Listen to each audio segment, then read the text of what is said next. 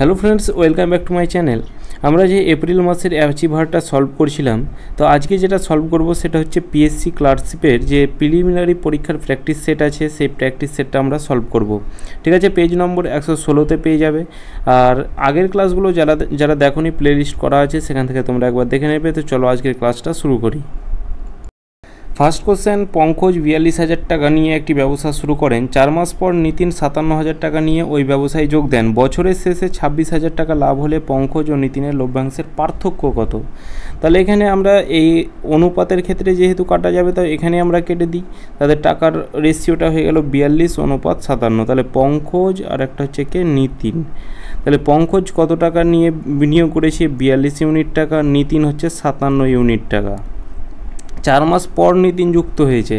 তাহলে টোটাল বছরের শেষে অর্থাৎ 12 মাসের তাদের বিজনেসটা ছিল, সে 4 মাস পর যুক্ত হয়েছে। তাহলে তার টাকাটা খাটবে কত? 8 মাসের জন্য। সে 4 মাস পর যুক্ত হয়েছে, তাহলে তার টাকাটা খাটবে 8 মাসের জন্য। তাহলে আমরা 8 গুণ করব। 8 কেন গুণ করব? কারণ প্রফিট ইকুয়াল টু জানি কি, ইনভেস্ট ইনটু টাইম। তাহলে ইনভেস্টের সাথে আমরা টাইমটাকে গুণ করলাম, তাহলে প্রফিট পাবো। আর পঙ্কজের কিছু বলা নেই, বছরের শেষে ডাইরেক্ট বলা আছে, তাহলে তার টাকাটা 12 মাসের জন্য খাটবে। এবার এখান থেকে একটু ওই রেশিওর মাধ্যমে একটু ছোটো করে নিই। তাহলে 4 দিয়ে কাটা দাও, 4 3 12, 4 দিয়ে কাটা দাও, 4 2 8, 3 দিয়ে কাটা দাও, 3 দিয়ে হচ্ছে 3 1 3, 3 9 27, 2 দিয়ে কাটা দাও, 2 দিয়ে হচ্ছে 2 2 4 21, অর্থাৎ 21:19। এটা হচ্ছে আমাদের কি, প্রফিটের রেশিও। টোটাল এখানে প্রফিট কত হচ্ছে? 30 40, টোটাল 40 ইউনিট প্রফিট। কিন্তু এখানে বলা আছে কত? 26,000 টাকা।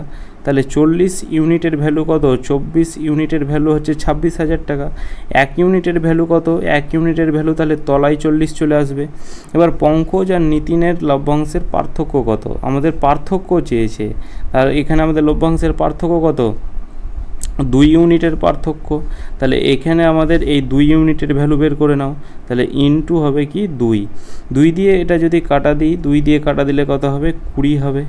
এই 20-র একটা শূন্য কাটা যাবে।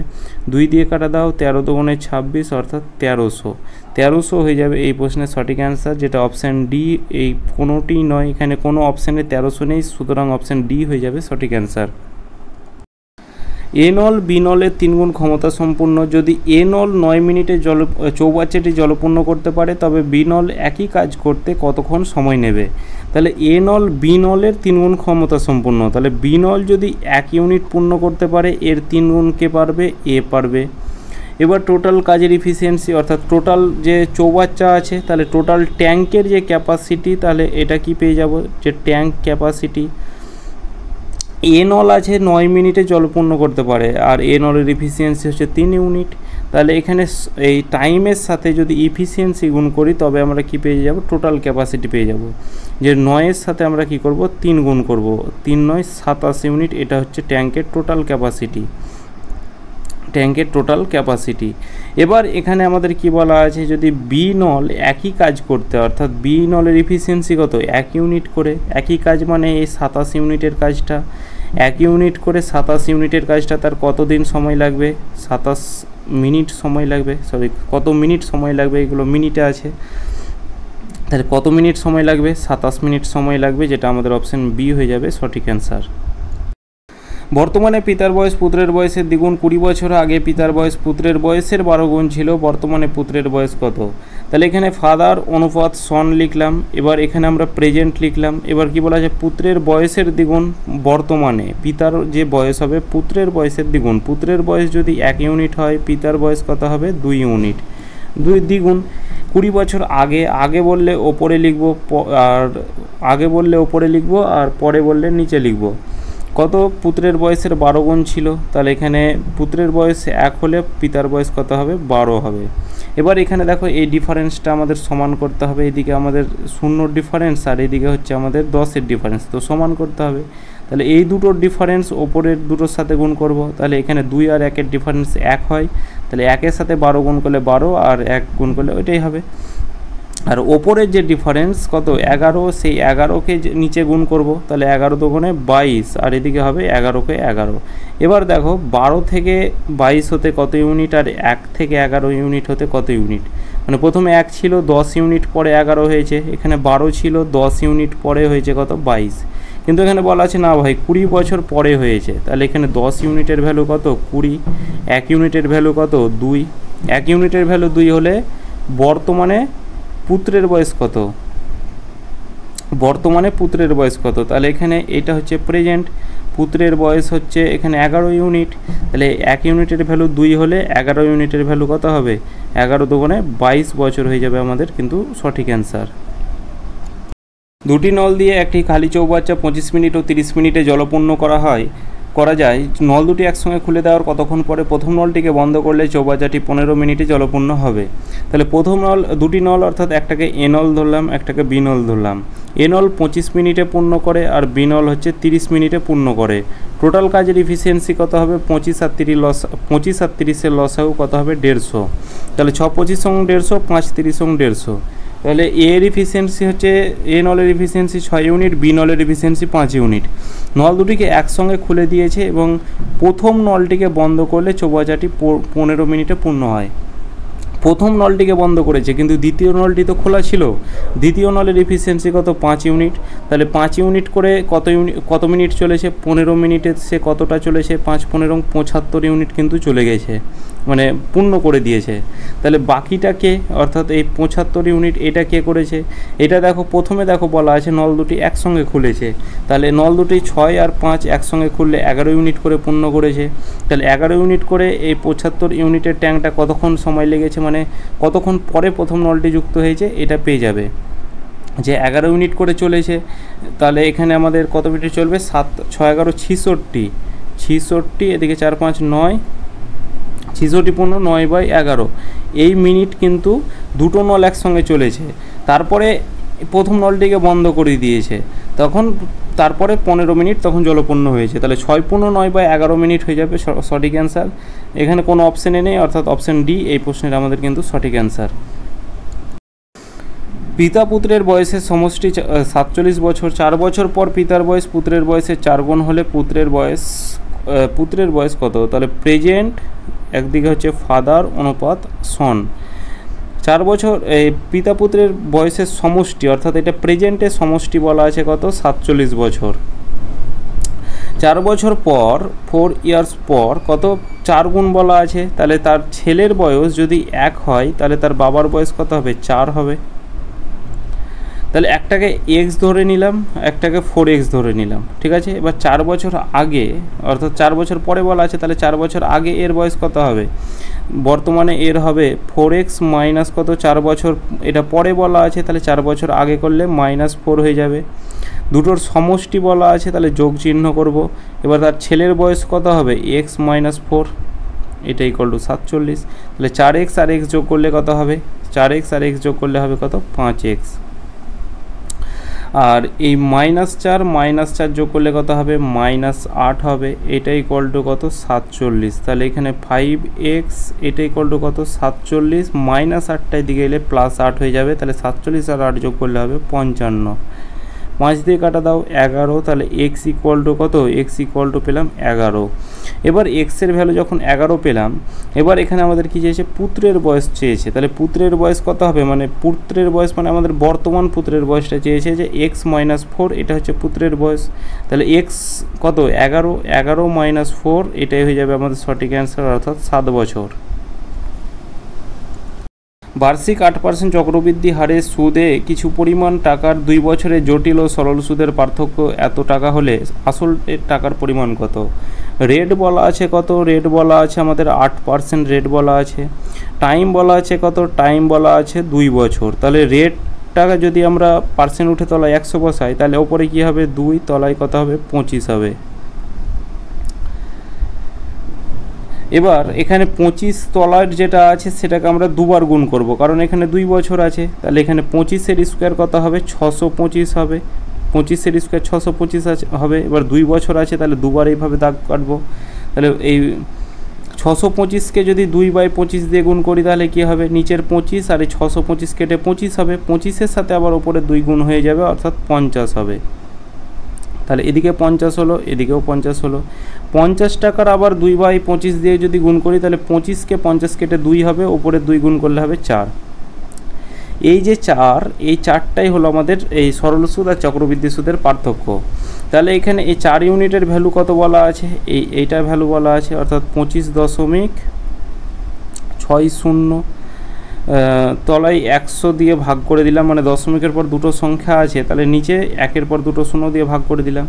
তাহলে 1 ইউনিটের ভ্যালু কত হবে, তাহলে 1 ইউনিটের ভ্যালু হবে এই 1 ইউনিটের ভ্যালু তলায় 4টা চলে আসবে। এখানে আমাদের কোশ্চেনে কি চেয়েছে, আসল টাকার পরিমাণ কত, তাহলে আসল আমাদের কত পেয়েছি 625, তাহলে এই 625 ইউনিটের ভ্যালু কত হবে, তাহলে এই 625 কী করবে, এটার সাথে গুণ করে দাও, 25 দিয়ে কাটো, 25কে 25 দিয়ে গুণ করলে 625, 25 দিয়ে কাটো 4 25 100, 4 দিয়ে কাটো 4 6 24, 1 4 4 16 0, 4 16 64 160।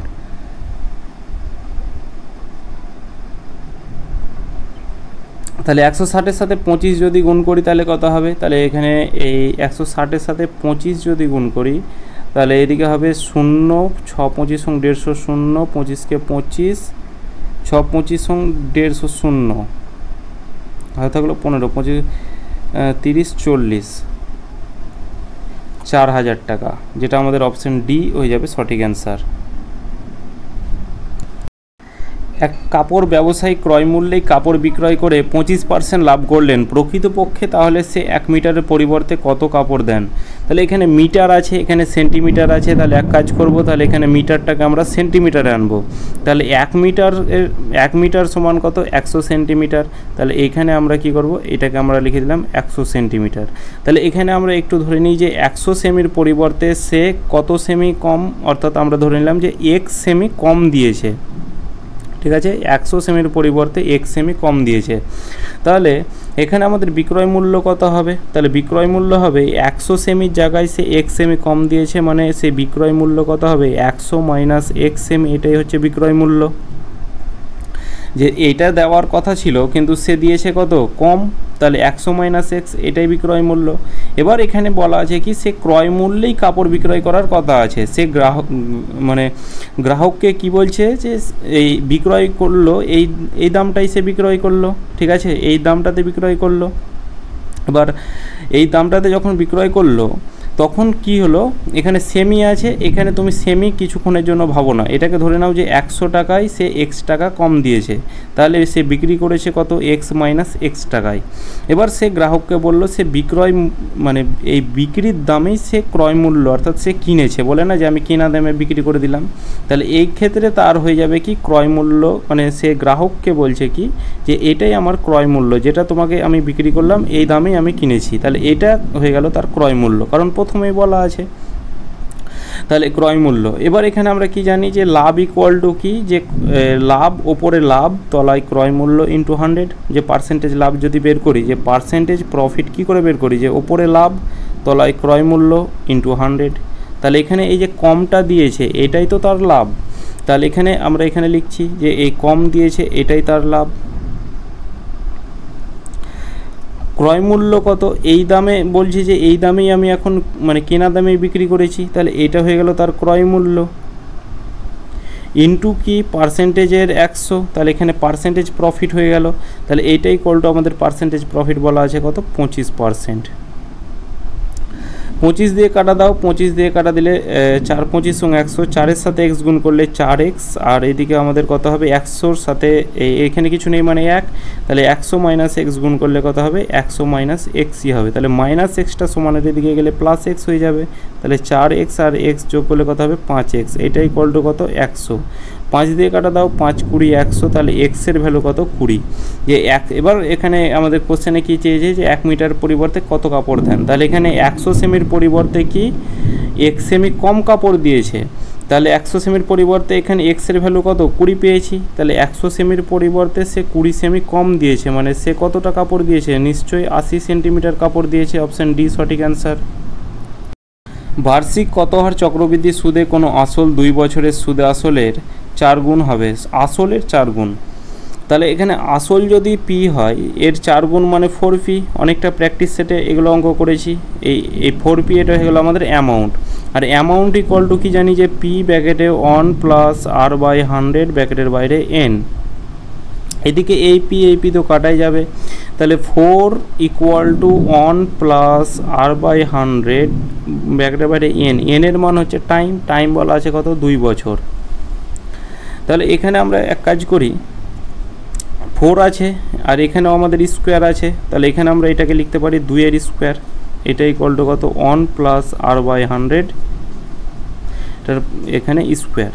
তাহলে এদিকে স্কোয়ার আর স্কোয়ার তো কাটাই যাবে, তাহলে 2 ইকুয়াল টু 1 প্লাস আর বাই 100, তাহলে প্লাস 1 এদিকে কি হবে, এদিকে হবে -1, তাহলে 2 থেকে একবার দিলে 1 হবে। এটা ইকুয়াল টু হচ্ছে আর বাই 100।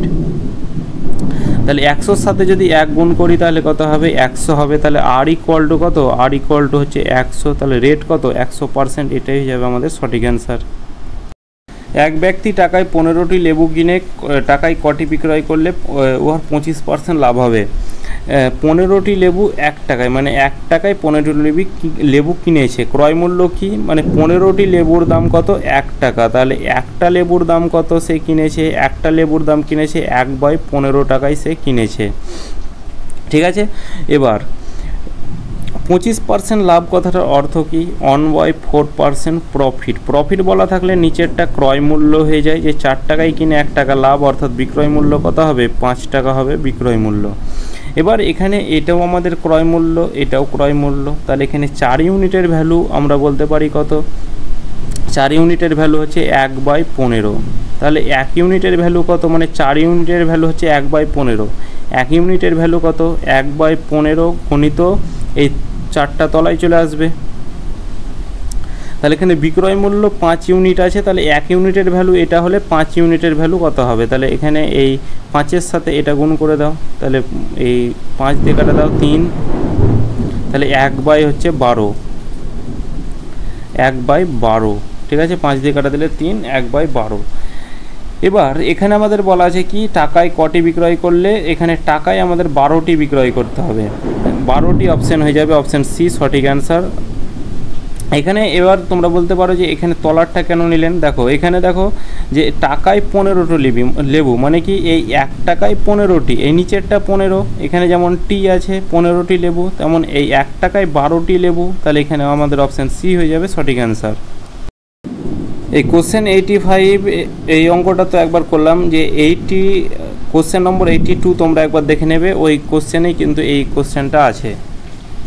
একটি দ্রব্যের ধার্য মূল্য 1500 টাকা, ধার্য মূল্যের ওপর প্রাথমিকভাবে 20% ছাড় দেওয়া হয়, আরও শতকরা কত হারে ছাড় দিলে দ্রব্যটির সর্বশেষ মূল্য 1104 টাকা হবে। ধার্য মূল্য মানে মার্কেট প্রাইস, কত টাকা বলা আছে 1500 টাকা মার্কেট প্রাইস বলা আছে। প্রথমে একটা 20% ছাড় দিয়েছে, মানে সে বিক্রয় করেছে কত 80/100 টাকায় বিক্রি করেছে। তাহলে এটাকে কাটাকুটি করো, তাহলে এদিকে হচ্ছে 5 8 15 120, আর এদিকে একটা শূন্য 1200 টাকা হয়েছে, মানে 1500 টাকার 20% ছাড়, মানে 80/100 টাকায় বিক্রি করেছে, মানে 1200 টাকায় বিক্রি করেছে। এবার আরও একটা ছাড় দিয়েছে, তার ফলে হয়েছে 1104 টাকা। তাহলে সে কত টাকা ছাড় দিয়েছে, 1200 থেকে 1104 হয়েছে, তাহলে সে নিশ্চয়ই 96 টাকা ছাড় দিয়েছে।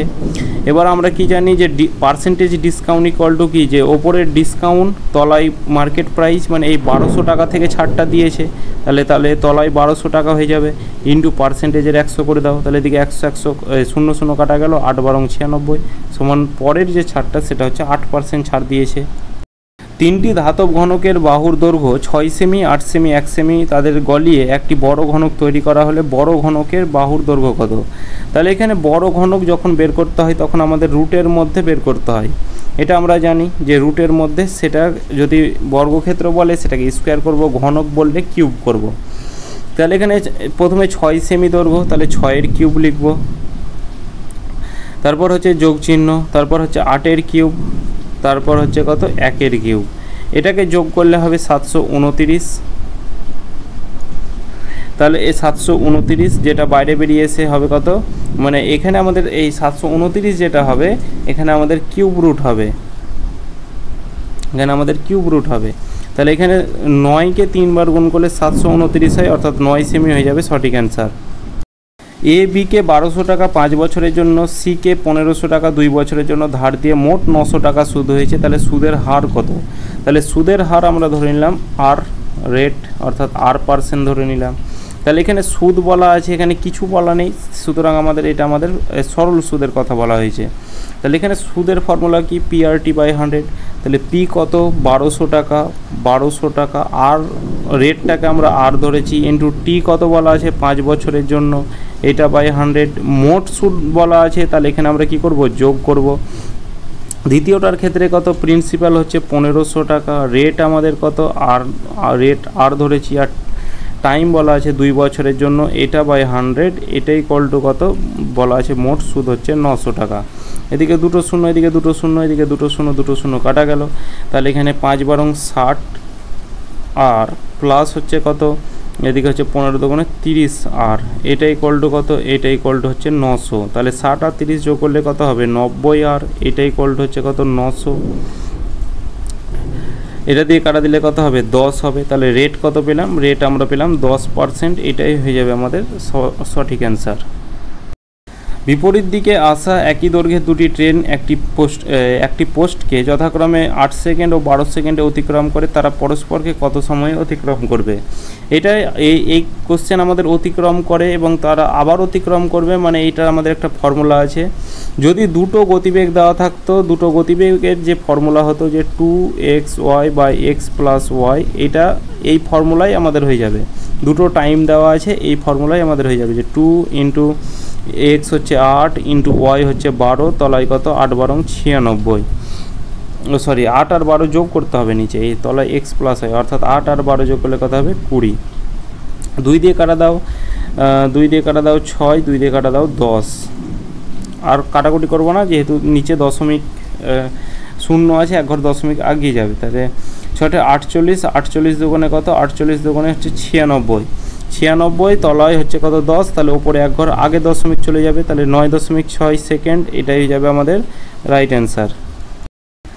কোন ক্ষুদ্রতম সংখ্যাকে 48, 72, 96 দ্বারা ভাগ করলে যথাক্রমে 42, 66, 90 ভাগশেষ থাকবে? তাহলে আমাদের প্রথমে কী করতে হবে? এই তিনটের আমাদের লসাগু বের করতে হবে।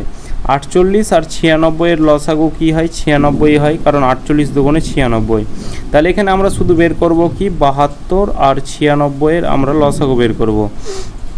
4 দিয়ে বের করে 4 দিয়ে যাবে, হ্যাঁ 4 দিয়ে যাবে। তাহলে 4 18 72, আর এদিকে হচ্ছে 4 দুগুণে 8, 4 4 16, 3 দিয়ে 3 6 18, 3 8 24, 2 দিয়ে আবার হবে কত? 3 দুগুণে 6, 4 দুগুণে 8।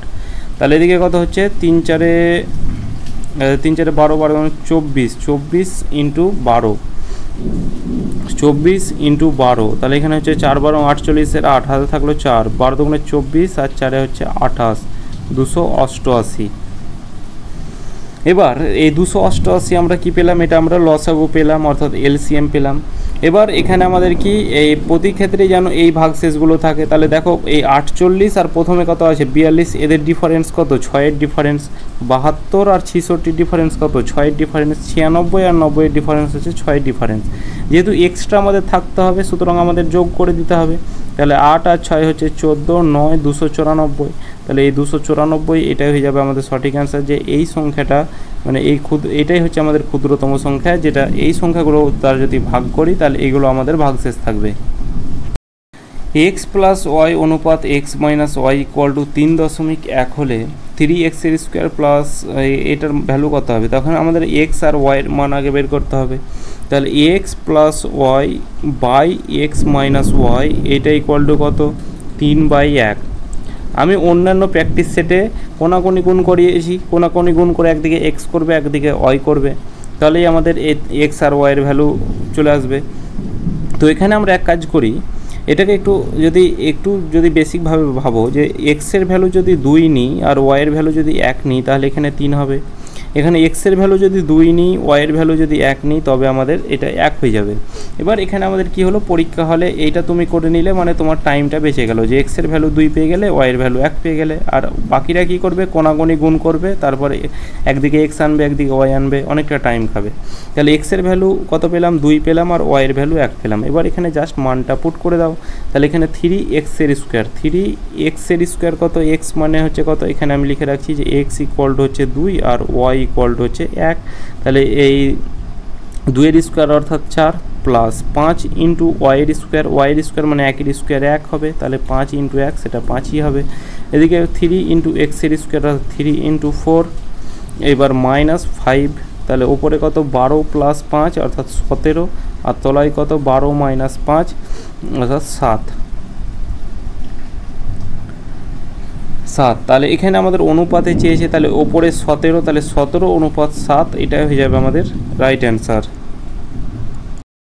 কোশ্চেন 92, 3 ও 27 মধ্য সমানুপাতি কত। তাহলে মধ্য সমানুপাতি আমাদের কি করে বের করে, এই রুটের মধ্যে এই দুটোকে গুণ করে দাও, তবে আমাদের মধ্য সমানুপাতি চলে আসবে। তাহলে রুট কত 81, যেটা বাইরে বেরিয়ে এসে 9 আসবে, কিন্তু এখানে আমাদের 9 যেহেতু অপশানে নেই, তাহলে রুট 81 আছে, তাহলে এটাই হয়ে যাবে আমাদের সঠিক অ্যান্সার।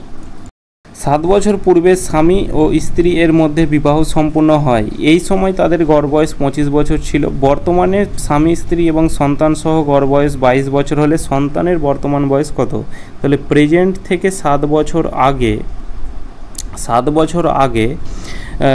স্বামী স্ত্রীর যে গড় বয়স 25 বছর ছিল, তাহলে মোট বয়স কত হবে, গড়ের সাথে যখন সংখ্যা গুণ করি তখন মোট পেয়ে যাব। তাহলে 25 আর তারা দুজন ছিল, তাহলে 2 গুণ করব অর্থাৎ 50 বছর।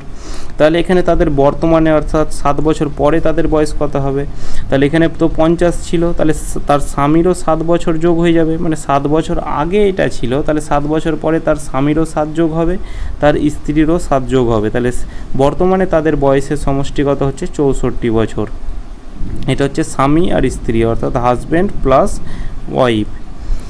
এবার এখানে আবার বলা আছে কি হাজব্যান্ড ওয়াইফ আর তার মানে স্বামী স্ত্রী এবং তার সন্তান, তাহলে হাজব্যান্ড প্লাস ওয়াইফ প্লাস হচ্ছে চিলড্রেন, তিনজনের গড় বয়স হচ্ছে 22, তাহলে মোট বয়স কত, তাহলে 22-এর সাথে কি করব, গড়ের সাথে সংখ্যা গুণ করব, অর্থাৎ 3 জন আছে 3 গুণ করে দিলাম অর্থাৎ 66 বছর। তাহলে তাদের ছেলের বয়স কত হবে, এখানে তাদের 3 জনের বয়স হচ্ছে 66 বছর আর 2 জনের বয়স হচ্ছে 64 বছর। তাহলে এই 3 জন থেকে 2 জন মাইনাস করলে আমাদের তাদের ছেলের বয়সটা পড়ে থাকবে, তাহলে 66 থেকে 64 মাইনাস করলে হবে 2 বছর, এটাই হয়ে যাবে সঠিক অ্যান্সার। যে তার মানে তাহলে সন্তানের যে বর্তমান বয়স কত 2 বছর হয়ে যাবে, এটাই হয়ে যাবে আমাদের সঠিক অ্যান্সার। 731 এবং গণিত 739-এর সঙ্গে কত যোগ করলে যোগফল পূর্ণবর্গ সংখ্যা হবে। প্রথমে এক কাজ করো, প্রথমে 731-এর সাথে 739 এটাকে যোগ করে দাও, তাহলে এখানে 9 আর 1 10, 3 3 6 1 7, আর এদিকে হচ্ছে 7 7 14, 1470। এবার মিডিল সংখ্যা অর্থাৎ মাঝের সংখ্যাটা বের করো, অর্থাৎ মিডিল নাম্বার কি করে বের করবে, এই 1470-কে 2 দিয়ে ভাগ করে দাও, তবেই আমাদের মাঝের সংখ্যাটা পেয়ে যাবে। তাহলে 7 দুগুণে 14, 3 দুগুণে 6, 5 দুগুণে 10, 735। এবার দেখো এই একটা সংখ্যা কত আছে, 731 আছে, একটা 731 আছে, আর আরেকটা কত আছে 739 আছে। দেখো এই দুটোর ডিফারেন্স দেখো 4, এই দুটোরও ডিফারেন্স দেখো 4, ঠিক আছে। ডিফারেন্স যেটা পাবে সেই ডিফারেন্সের স্কোয়ার করে দিবে, এটাই হয়ে যাবে সঠিক অ্যান্সার। পূর্ণবর্গ যেহেতু বলেছে, তাহলে এখানে 4-এর স্কোয়ার 16, তাহলে এখানে 16 যোগ করলে সেটা আমাদের পূর্ণবর্গ সংখ্যা হবে। কোনো শ্রেণীর 75 জন শিক্ষার্থীর বার্ষিক পরীক্ষায় প্রাপ্ত নম্বরের গড় 35, এদের মধ্যে কৃতকার্য শিক্ষার্থীর গড় 55 এবং অকৃতদের গড় হচ্ছে 30। পরীক্ষায় কতজন অকৃতকার্য আছে, তাহলে একটা এই কৃতকার্য মানে পাস করেছে আর অকৃতকার্য মানে ফেল করেছে, তাহলে এখানে আমরা লিখলাম পাস আর এদিকে লিখলাম ফেল। কৃতকার্যদের গড় বলা আছে 55 অর্থাৎ পাস করেছে 55, এটাকে আমরা অ্যালিগেশন মেথড ইউজ করব। অকৃতকার্যদের গড় অর্থাৎ ফেলের সংখ্যা হচ্ছে 33। আর এখানে আমাদের বলা আছে যে এখানে এই কোনো 75 জন পরীক্ষায় প্রাপ্ত নম্বরের গড় মানে সে ফেল আর পাসের যে গড় সেটা হচ্ছে 35, তাহলে এটাকে আমরা মাঝের মধ্যে রাখবো। যখন দুটোর এটা শুধু পাস আর ফেল বলা আছে, এখানে পাস আর ফেল, আর এখানে পাস ফেল দুটোই বলা আছে 35 গড়। তাহলে এটাকে একটু অ্যালিগেশন মেথড যদি ইউজ করি তাহলে কত হবে, এদিকে হচ্ছে 5 আর এদিকে কত হচ্ছে 20, মানে 35 থেকে 30 মাইনাস করলে 5 আর 55 থেকে 35 মাইনাস করলে 20। অ্যালিগেশন মেথড তোমরা একবার দেখবে যে এইটা আর মানে এইখানে একটার থেকে একটা ছোট হতে হবে, মানে দেখো এইটার থেকে এটা ছোট আর এইটার থেকে এটা বড়, মানে একটার থেকে ছোট একটার থেকে বড় হতে হবে, তবেই আমাদের মাঝের সংখ্যাটা অ্যালিগেশন মেথড হবে। এটাকে যদি আমরা অনুপাত করি তাহলে 4 5 20 1:4। টোটাল কত ইউনিট ছাত্র, 1 ইউনিট আর 4 ইউনিট, টোটাল হচ্ছে 5 ইউনিট ছাত্র। টোটাল এখানে কত, টোটাল হচ্ছে 5 ইউনিট ছাত্র, কিন্তু এখানে বলা আছে কত না 75 জন ছাত্র। তাহলে 5 ইউনিটের ভ্যালু কত 75, তাহলে 1 ইউনিটের ভ্যালু কত 5 15 75, 1 ইউনিটের ভ্যালু 15। তাহলে কতজন অকৃতকার্য অর্থাৎ ফেল করেছে, তাহলে এখানে ফেলের ইফিসিয়েন্সি হচ্ছে 4 ইউনিট। তাহলে এখানে 1 ইউনিটের ভ্যালু 15 হলে 4 ইউনিটের ভ্যালু কত, তাহলে 15 × 4 অর্থাৎ 4 15 60 জন হয়ে যাবে এটার সঠিক অ্যান্সার। এখানে যদি বলতো যে পাস করেছে কত, তাহলে এখানে 1 ইউনিটের ভ্যালু কত, 1 ইউনিটের ভ্যালু 15, তাহলে এখানে আমাদের 15 জন কিন্তু পাস করেছে আর 60 জন কি ফেল করেছে। তাহলে এখানে আমাদের কৃতকার্য অকৃতকার্যের যে সংখ্যা সেটা হবে 60 জন। একজন ব্যাটসম্যান 40টি ইনিংসের রানের গড় 60, তার সর্বোচ্চ ও সর্বনিম্ন রানের অন্তর 178। যদি এই দুটি ইনিংস বাদ দেওয়া হয় তাহলে তার রানের গড় 2 কমে যায়, তাহলে সর্বোচ্চ রান কত। তাহলে সর্বোচ্চ রান আর সর্বনিম্ন রান, তাহলে এখানে আমাদের লোয়েস্ট রানটা ধরলাম যে লোয়েস্ট রানটা হচ্ছে x, তাহলে হাইস্ট রানটা কত হবে, এদের অন্তর 78 বলা আছে, তাহলে এখানে নিশ্চয়ই x + 178 এটা হবে হাইস্ট রান। এবার 40তম ইনিংসের গড় রান হচ্ছে 60, তাহলে মোট রান কত হবে, যখন এই সংখ্যার সাথে গড় গুণ করি তখন আমরা মোট পেয়ে যাব। তাহলে 40টি ইনিংসের যে মোট রান সেটা হবে 4 6 2400। এবার কি বলছে, তার দুটি ইনিংস বাদ দেওয়া হয়, তাহলে 40 থেকে দুটো ইনিংস বাদ দেওয়া হলো অর্থাৎ 38টা ইনিংস হলো। এবার গড় রান 2 কমে গেল, 60 থেকে 2 কমে গেল, সেটা হয়ে গেল আমাদের 58। তাহলে মোট রান কত হবে, 38টার যে ইনিংসের যে মোট রান সেটা কত হবে, 58 সাথে 38 গুণ করো, তাহলে এদিকে কত হবে 3 8 8 64, 4 হাতে থাকলো 6, 3 8 24 আর 6 হচ্ছে 30, 5 8 40 আর 30 70 0 হাতে থাকলো 7, 3 5 15 আর 7 হচ্ছে 22, 2204 হচ্ছে।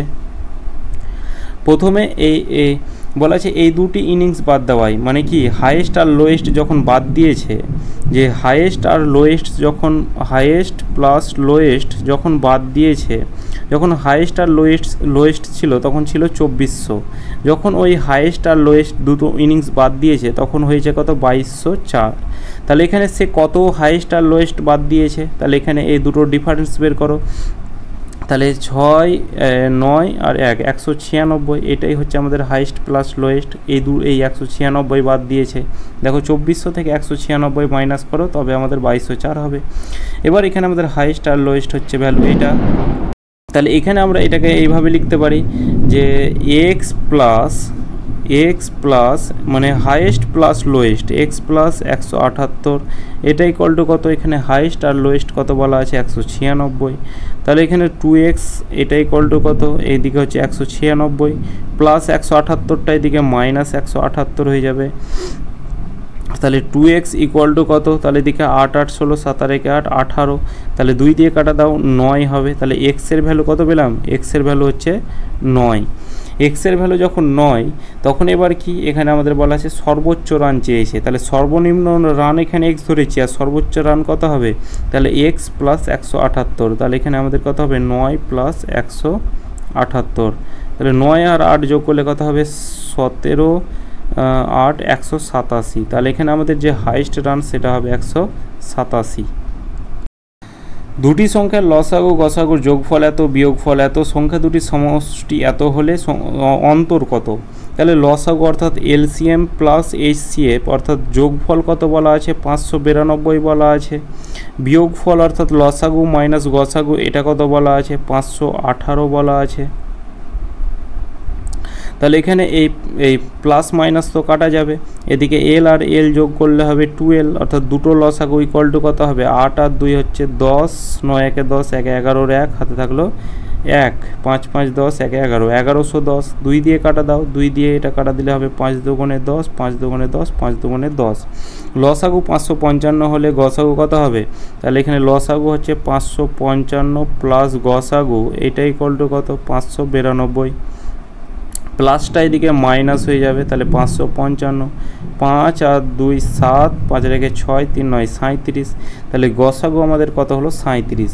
তাহলে এবার আমরা লসাগু ধরে নিই। এটার লসাগু কত হবে? একটা সংখ্যাকে আমরা 37x ধরে নিই আর একটাকে আমরা 37y ধরে নিই, মানে দুটো সংখ্যা, একটা 37x আর একটা 37y। এদের লসাগু কত হবে? আমি এই সাইডে লিখছি যে এদের লসাগু কত হবে। দুটোর মধ্যে কমন কি আছে? 37। আর কমন কি নেই? এক্স আর ওয়াই কমন নেই, এটা হয়ে গেল লসাগু। আর এখানে লসাগু বলা আছে 555, তাহলে এটার ভ্যালুই হচ্ছে কত? 555। এটা দিয়ে কাটা দিলে কত হবে? 37কে 37 15, অর্থাৎ এটা দিয়ে কাটা দিলে এক্স আর ওয়াইয়ের ভ্যালু 15। তাহলে এখানে আমাদের এক্সের ভ্যালু একটা নিতে পারি 1 এক্সের মান, আর ওয়াইয়ের মান 15 নিতে পারি, তাহলে 15 হবে। একটা এক্সের মান 3 নিতে পারি আর ওয়াইয়ের মান 5 নিতে পারি, তবে 15 হবে। তাহলে এখানে এই 37 ইন্টু এক্সের ভ্যালু প্রথমে যদি 1 নিই তাহলে এখানে কত হবে? 37 হবে। আর এদিকে ওয়াইয়ের ভ্যালু যদি 15 নিই, 37-এর সাথে 15 গুণ করে এটাকে, এবার দেখো এই দুটো সংখ্যা দুটির যোগফল আমাদের 296 আসতে হবে। এখানে আমি লিখে রাখছি যে 296 আসতে হবে। আমি কি বলছি এটা ভালো করে বুঝো, যে 37-এর সাথে প্রথম অপশান এক্সের ভ্যালু 1 নিলে এটা হবে 37, আর 15-র সাথে 37 গুণ করে যে সংখ্যাটা হবে এই দুটোকে যোগ করে আমাদের কিন্তু 296 আসবে না। তারপরে এই সংখ্যাটা আমরা দেখব 3, তাহলে 37-এর সাথে একবার কি করব? 3 গুণ করব, আর একবার কি করব? 37-এর সাথে ওয়াই অর্থাৎ 5 গুণ করব। তাহলে 3 সাথে 21-এর 1 হাতে থাকলো 2, 3 3 9, 2 11, 111। আর একটা কত? 5 সাথে 35-এর 5 হাতে থাকলো 3, 3 5 15, 3 18, 185। দেখো এই দুটোকে যোগ করলে কত হয়? 296 হবে। এই দুটোকে যোগ করলে 296 হবে। তাহলে এই দুটোর আমাদের অন্তর চেয়েছে, দেখো সংখ্যা দুটির অন্তর। তাহলে 111 থেকে আমাদের 185 আমাদের কি করতে হবে? মাইনাস করতে হবে অন্তর। তাহলে এখানে হবে 4 7 74, ঠিক আছে। তাহলে এই অন্তর আমাদের হবে 74। এক ব্যক্তি 50 কেজি চিনির কিছু অংশ 30 টাকা কেজি দরে এবং বাকি অংশ 40 টাকা কেজি দরে বিক্রি করে মোট 1800 টাকা পেলেন। 30 টাকা কেজি দরে তিনি কত কেজি চিনি বিক্রি করেছেন? তাহলে 50 কেজি চিনির কিছু অংশ 30 টাকা কেজি দরে, ধরলাম সে 50 কেজি এদিকে জিনিস কিনেছে, আর এদিকেও ধরলাম 50 কেজি জিনিস, মানে এই অঙ্কটা অ্যালিগেশন মেথড ইউজ করব কিন্তু টাকার ক্ষেত্রে। আর এই অঙ্কটা, আর তোমরা যদি এই গরুর তারপর পাখির যে পায়ের সংখ্যা সেই রিলেটেড অঙ্ক, এই কনসেপ্টের অঙ্ক একই।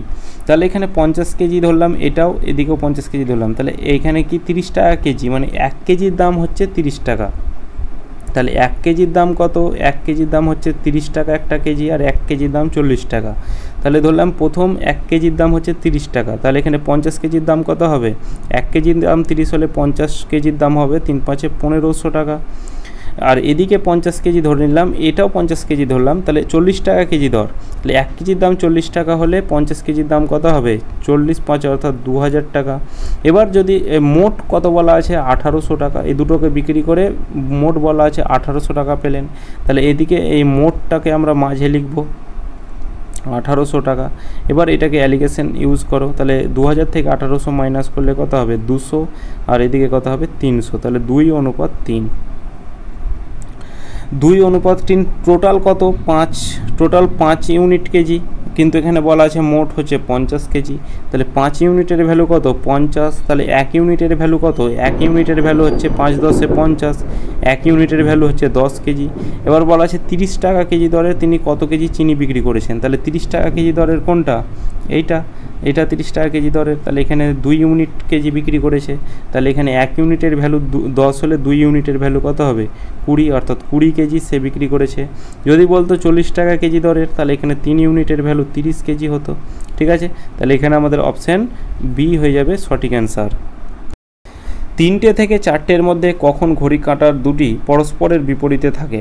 পরস্পরের বিপরীতে মানে এই রকমভাবে থাকবে। পরস্পরের বিপরীতে মানে এই কাঁটাটা এখানে থাকলে তার পরস্পরের বিপরীত মানে এই দিকে হবে। টোটাল কোণটা হবে কত? 180 ডিগ্রির কোণ। তাহলে প্রথমে একটা কোণ বের করতে হবে। তাহলে এখানে অ্যাঙ্গেল নম্বর 1 লিখলাম। অ্যাঙ্গেল নম্বর 1 কী করে বের করব? প্রথমে 3 আছে, এই 3-এর সাথে 30 গুণ করে দাও, যাই থাকুক 30 গুণ করে দেবে, অর্থাৎ 30 ডিগ্রি গুণ করবে। তাহলে 3 তিরিক্ষে 90 ডিগ্রি হলো। এখানে যদি এখানে বলতো 5টা থেকে 6টার মধ্যে, তাহলে 5-এর সাথে 30 গুণ করতাম। এবার অ্যাঙ্গেল নম্বর 2, এই ঘড়ি রিলেটেড অঙ্ক আমি একবার নিয়ে আসবো, ঠিক আছে, সুবীর দাস স্যারের বইয়ের। অ্যাঙ্গেল নম্বর 2 আমাদের কত বলা আছে? 180 ডিগ্রি বলা আছে। এখানে আমাদের আর কিছু করতে হবে না। এবার আমাদের যখন সময়টা আনবো টাইম, তাহলে কি করতে হবে? 2/11 এটার সাথে ডিফারেন্স বের করতে হবে, কি এই দুটোর ডিফারেন্স বের করতে হবে, অ্যাঙ্গেল নম্বর 1 থেকে অ্যাঙ্গেল নম্বর 2। এবার আমাদের লক্ষ্য রাখতে হবে, যদি এইটা থেকে এইটা মাইনাস করে যদি আমাদের সাইনটা মাইনাসে আসে, যেমন দেখো এখানে 90 থেকে 180 ডিগ্রি মাইনাস করলে আমাদের -90 ডিগ্রি হবে, কিন্তু আমাদের এখানে মাইনাস থাকলে হবে না। যখন এরকম মাইনাস চলে আসবে তখন জাস্ট আমাদের শুধু মনে রাখতে হবে সেটাকে আমাদের প্লাস করে দিতে হবে, যে 90 + 180, 90 + 180। যদি এখানে আমাদের ওপরে 180 ডিগ্রি পেতাম, তলায় 90 ডিগ্রি পেতাম, তবে এখানে শুধুমাত্র ডিফারেন্সটা লিখে দিতাম, ঠিক আছে। কিন্তু এখানে যখন ওপরে ছোট, প্রথমে ছোট তারপরে বড়, মানে এখানে আমাদের মাইনাসে চলে আসবে, তার জন্য আমরা কি করব? প্লাস করে দেব। আর কিছু কাজ করতে হবে না, অ্যান্সার চলে আসবে। তাহলে 2, এখানে তলায় 11, আর এদিকে কত হচ্ছে? 90, আর 180 হচ্ছে 270। 270 × 2, 17 × 27, 40, 54, অর্থাৎ 540, তলায় কত? 11, 4 11 44, 100 9 11 99, তাহলে 49 পূর্ণ ভাগশেষ 1 থাকছে 11 এত মিনিট। এটা হয়ে গেল আমাদের সঠিক অ্যান্সার। তাহলে এখানে আমাদের কি হবে? যে পরস্পরের বিপরীতে থাকবে, প্রথমে যে এটা থাকবে 3টে, তাহলে এখানে প্রথমে আমরা 3টা লিখব, যে সময় হবে কত? 3টা 49 পূর্ণ 1/11 মিনিট এ আবার এই বিপরীত দিকে থাকবে, অর্থাৎ অপশান এ হয়ে যাবে সঠিক অ্যান্সার। একটি ঘরের মেঝের কাপড় দিয়ে ঢাকতে 240 টাকা খরচ হয়। প্রস্থ 5 মিটার কম হলে খরচ 200 টাকা হয়। প্রস্থ কত মিটার? তাহলে এখানে আমাদের দেখো বলা আছে কি, যখন প্রস্থ প্রথমে ছিল 240 টাকা, যখন প্রস্থ কম করে দিল 5 মিটার, তখন টাকাও হয়ে গেল 200 টাকা। তাহলে এই যখন 200 টাকা, 240 থেকে 200 টাকা হয়ে গেল যখন 5 মিটার প্রস্থ কম করে দিল। তাহলে এখানে 40 টাকা, এটা হয়ে গেল কি 5 মিটারের দাম। তাহলে 1 টাকা সেটা হবে কত? 5/40। তাহলে এখানে প্রস্থ কত? প্রস্থ আমাদের চাদর দিয়ে ঢাকতে 240 টাকা খরচ হয়, মানে এটাই আমাদের হচ্ছে প্রস্থ। তাহলে এখানে 240 টাকার ভ্যালুটা বের করে নাও, তাহলে আমাদের অ্যান্সার চলে আসবে। তাহলে এখানে হচ্ছে 5/40 ইন্টু হচ্ছে কত? 240, 5 8 40, 3 8 24, অর্থাৎ 30। তাহলে এখানে 30 মিটার হয়ে যাবে প্রস্থ। তো এটাই আমাদের শেষ কোশ্চেন ছিল। আজকের ক্লাস এতদূর পর্যন্ত। যদি ক্লাসটা কেমন লাগলো অবশ্যই আমাকে কমেন্ট করে জানাবে, আর ক্লাসটা যদি ভালো লেগে থাকে তো অবশ্যই লাইক, কমেন্ট, শেয়ার আর চ্যানেলটিকে সাবস্ক্রাইব করে রাখবে। চলো দেখা হচ্ছে নেক্সট ক্লাসে।